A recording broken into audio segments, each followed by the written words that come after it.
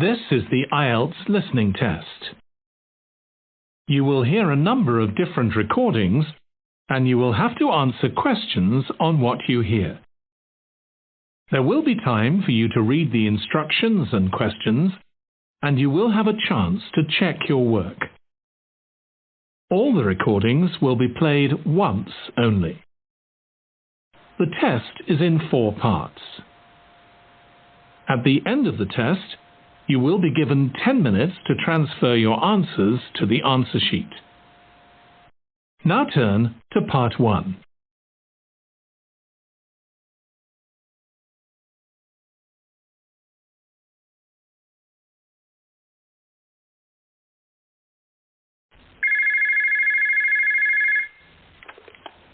Westfield Sports Centre, can I help you?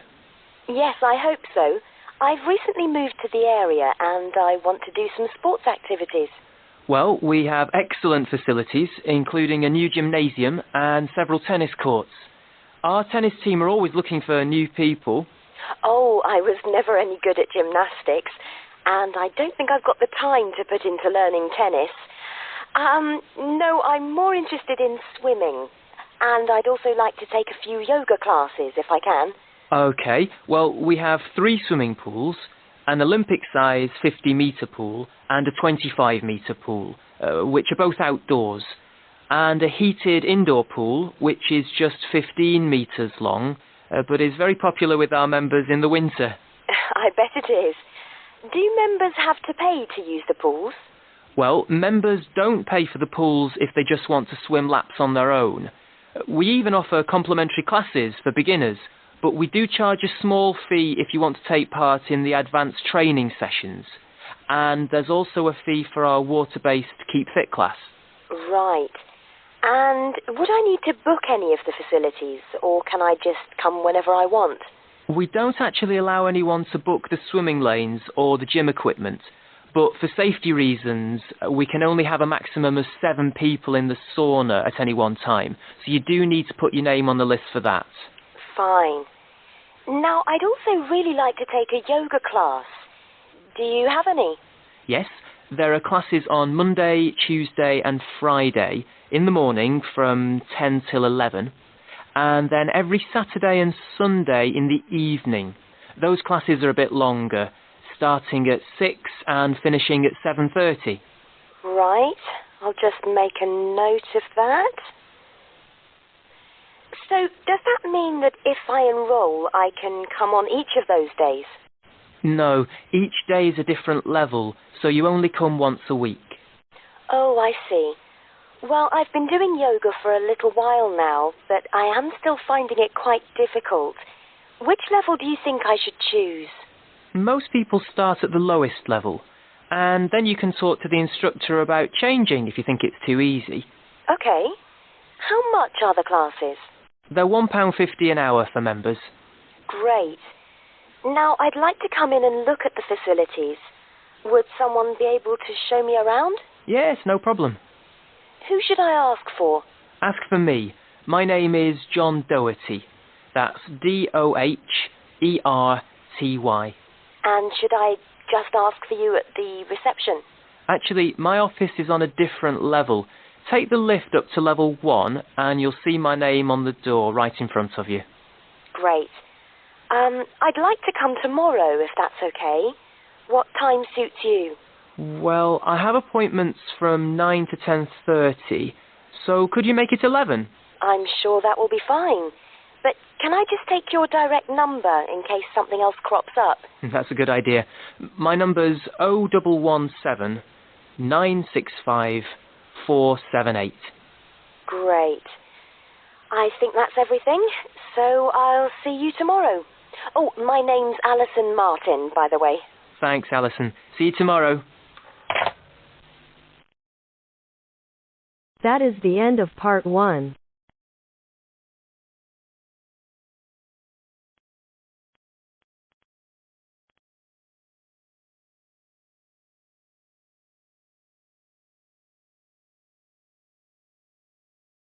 Now turn to part 2.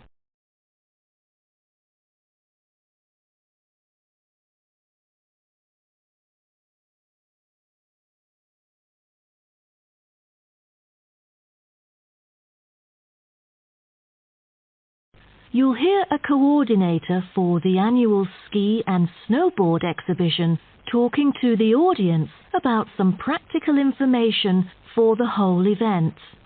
First, you have some time to look at questions 11 to 15.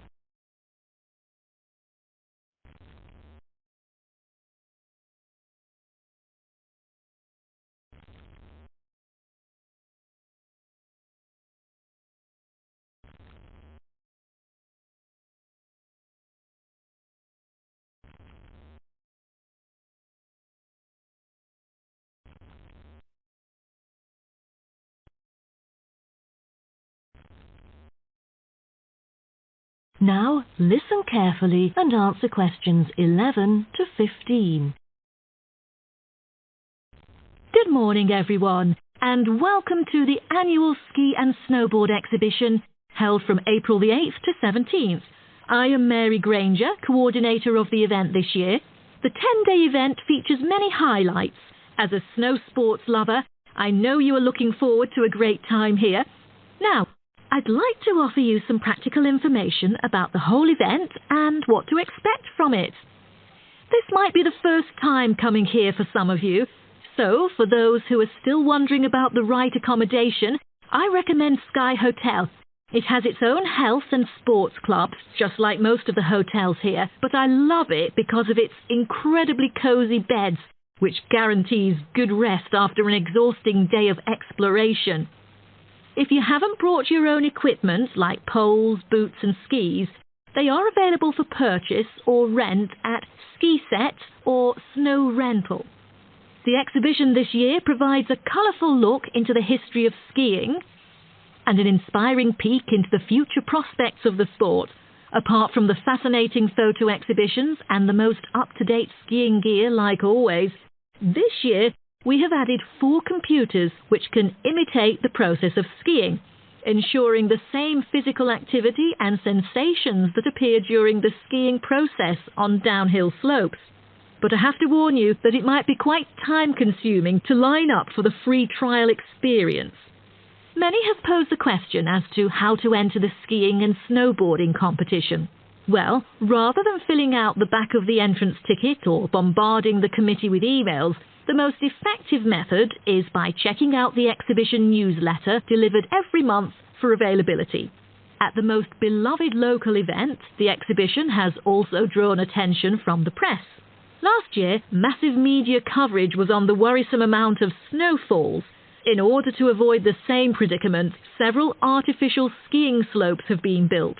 With more participants this year, we have lowered the entrance fee, which has been widely reported to local newspapers. A bonus for our participants is the ski programme. It offers a wide variety of lessons and sessions with qualified instructors, ensuring that all ages and abilities are catered to, from the first-timers to seasoned amateurs. I strongly advise you to sign up for the programme, as it is offering an unprecedented 30% discount.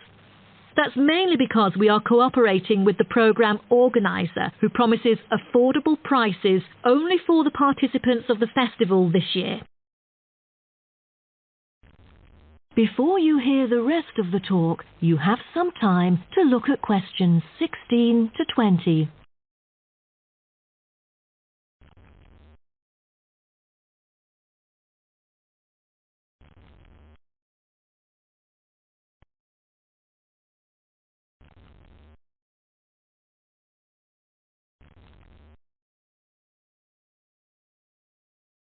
Now listen and answer questions 16 to 20.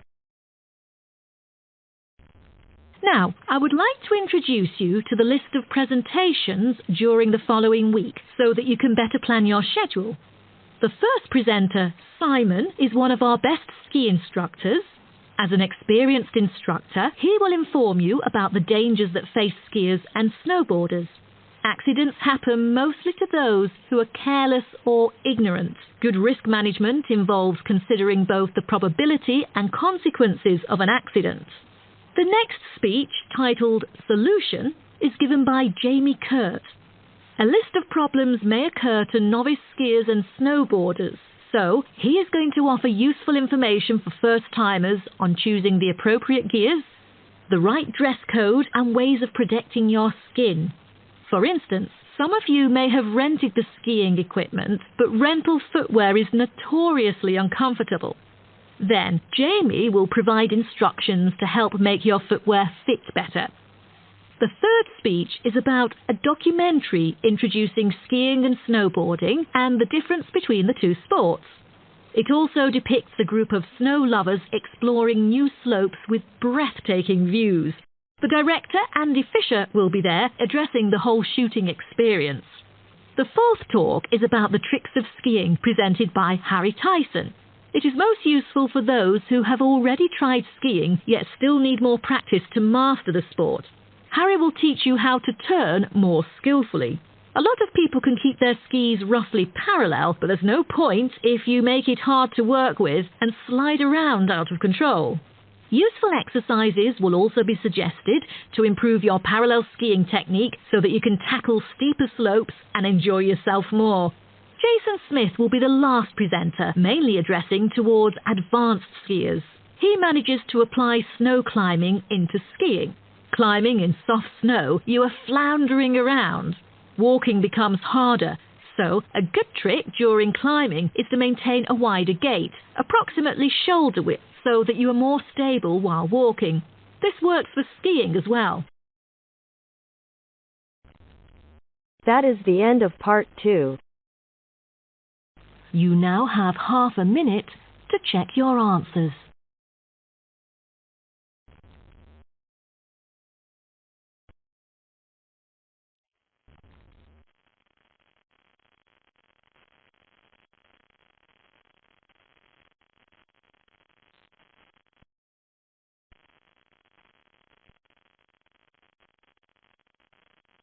Now turn to part 3. Part 3. You are going to hear a conversation between a student and a tutor. First, you have some time to look at questions 21 to 25.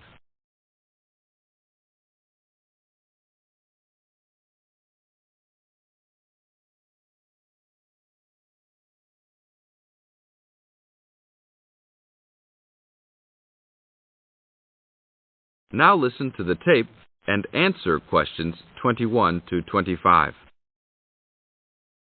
Hi, Brad. I was wondering if you have time to answer some of my questions about my upcoming test. Sure, no problem, Jeff. What is it that you're having problems on? Well, it's for my English final. We have to prepare a 5-minute speech to present in front of the whole class, including the professor, so I'm a little bit worried. Is there any specific topic, or can you do it on whatever you want? It has to have something to do with the origins of English literature.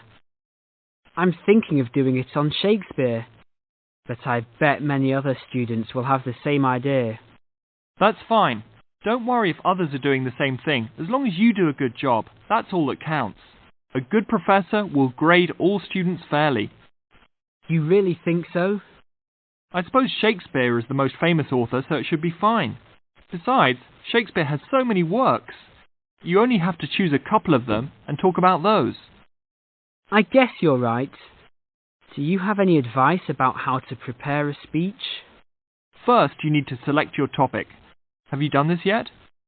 Yes, I have lots of information on Shakespeare. Good. Next, you should do a research on a specific topic. Do you have a deadline for which to turn in your speech topic? The deadline is next Tuesday. So you should have a detailed outline of what you will say by then. Do not just turn in a piece of paper saying Shakespeare on it. That will not give your professor any idea as to what you will be talking about. Okay, so you think I should write out an outline of my speech? Of course! Writing your speech out in outline form is essential. No one could give a speech from scratch. Even the president must refer to his outline when giving a speech. An outline will give you a good structure to base your speech on. Now look at questions 26 to 30.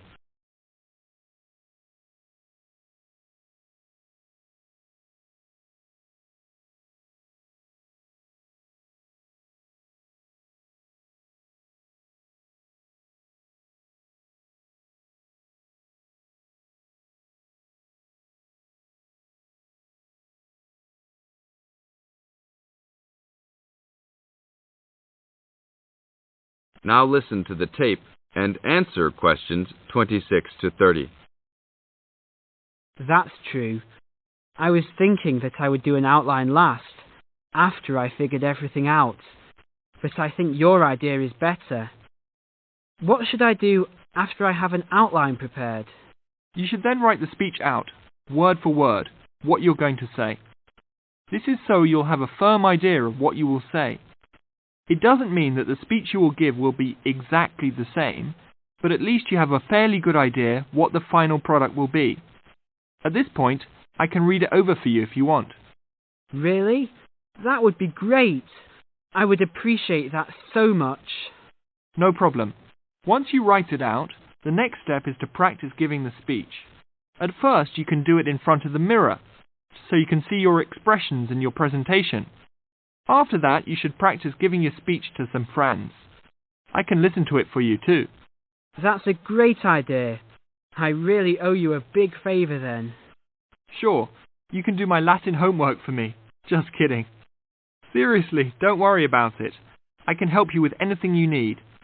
So when is the speech due? Well, the speech topic is due next Tuesday. The speech itself will be due next Friday. I can help you any time you want because I have no tests this next week. Besides, I'm an English major and Shakespeare is one of my favourite authors, so helping you out will be no big deal. Thanks so much. Well, I'm going to the library to get started on all this. I'll call you tomorrow. See you tomorrow then. That is the end of part 3. You now have half a minute to check your answers.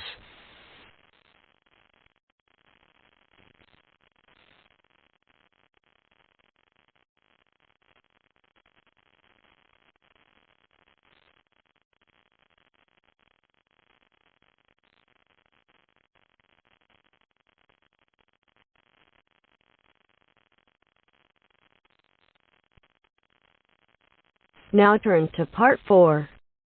Part 4.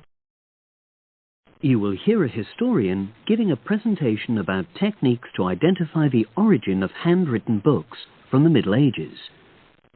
First, you have some time to look at questions 31 to 40.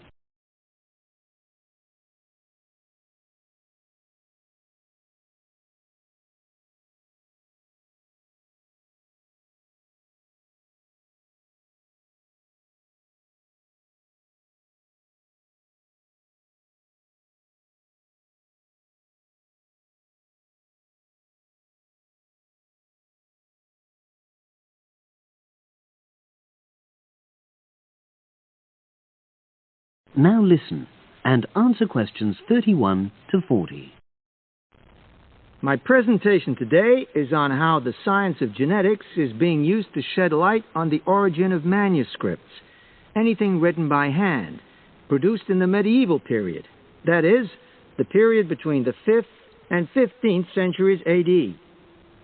As many of you know, thousands of medieval handwritten books still exist today. Some of them have a clear provenance. That is, we know exactly where and when they were written. But the origin of many manuscripts has been a complete mystery. That is, until 2009, when geneticists started using DNA testing to shed light on their origins. But before looking at the new research, I need to explain something about the way the manuscripts were produced, particularly what they were written on. Virtually all were written on treated animal skins, and there were essentially 2 types. The first was parchment, which is made of sheepskin. It has the quality of being very white, but also being thin. It has a naturally greasy surface, which meant it was hard to erase writing from it. This made it much sought after for court documents in medieval times. The second type is vellum, which is calfskin. This was most often used for any very high-status documents because it provided the best writing surface, so scribes could achieve lettering of high quality. So, once the animal hides had been chosen, they had to be prepared. Where the right materials were on hand, the skins were put into large barrels or vats of lime, where they were agitated or stirred frequently. But if lime wasn't available, then the hides were buried. Both these techniques were designed to cause the hair to slough off and the skins to become gelatinous and therefore more flexible. The next stage was to put the hides on stretcher frames and pull them very tight. While on the frame, they were scraped with a moon-shaped knife in order to create a uniform thickness. For parchment, that was the end of the process. But for vellum, there was an additional stage, where it was bleached in order to achieve the desired color.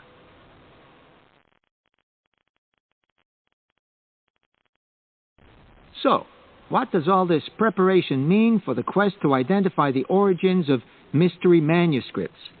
Well, until recently, the only way historians and other academics were able to guess at origins was either through the analysis of the handwriting style or from the dialect in which the piece was written. But these techniques have proven unreliable for a number of reasons.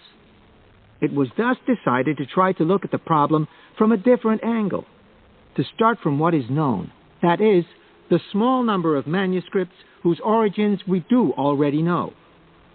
Because these parchments and vellum are both made from animal hides, it was possible to subject them to DNA testing and to identify the genetic markers for the date and location of production. From this was created what is known as a baseline.